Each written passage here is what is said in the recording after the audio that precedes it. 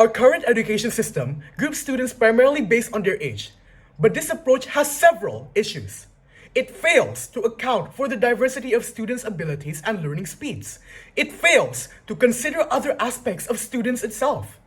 The abilities of a student differ from one another. How can you just say because they're at the same age, they have the same competency level? The affirmative team firmly believes that restructuring primary and middle school years to group children by competency and intelligence is the good way forward. Our goal today is to enhance the educational experience and outcomes for students by restructuring the way that they are grouped in primary and middle school.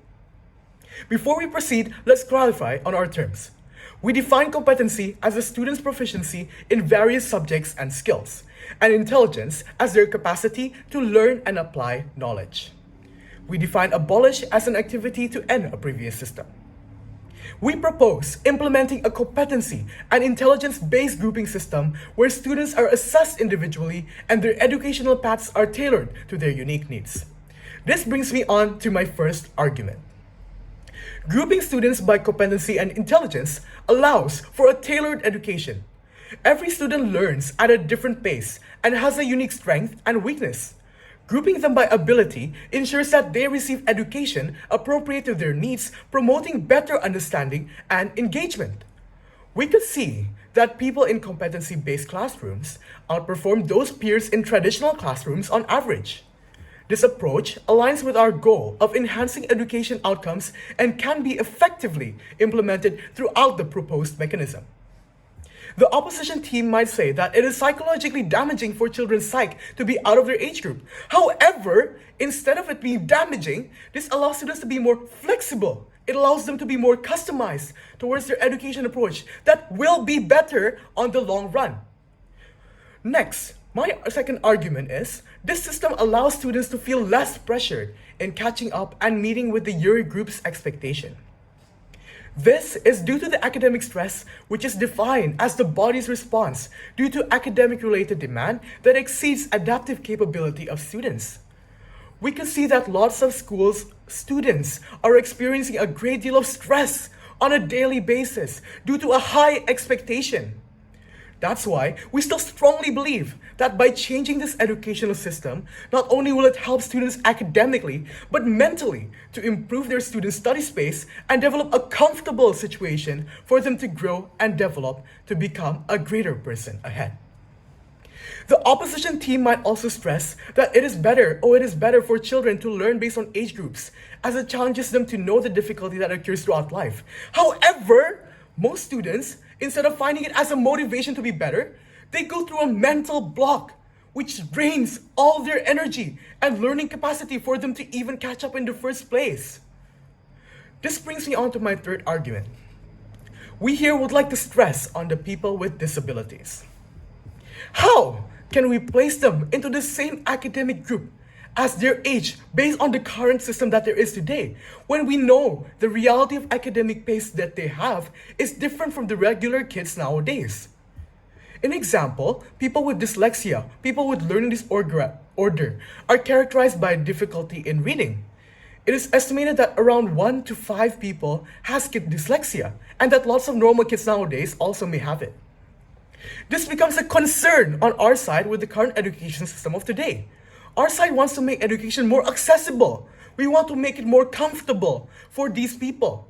We believe that's important, that we hear their voices, we hear their struggles, and not make education a burden that they have to go through.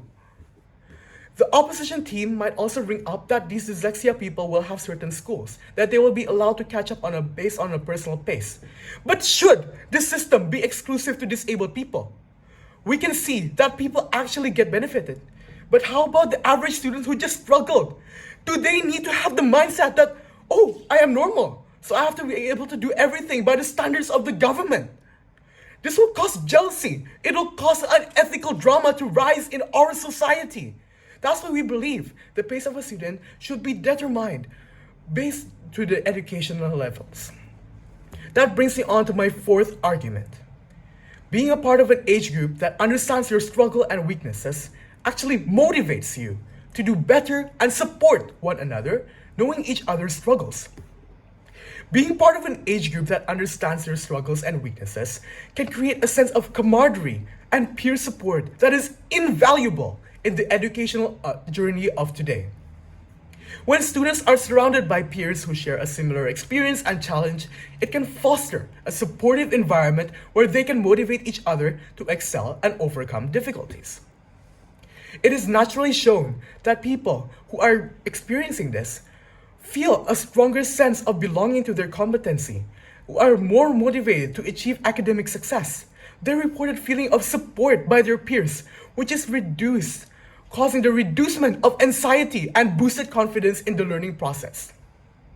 The opposition team might say that if we adapt our learning based on competency level, that there will be adults, for example, in the age of 23 who are still taking middle school.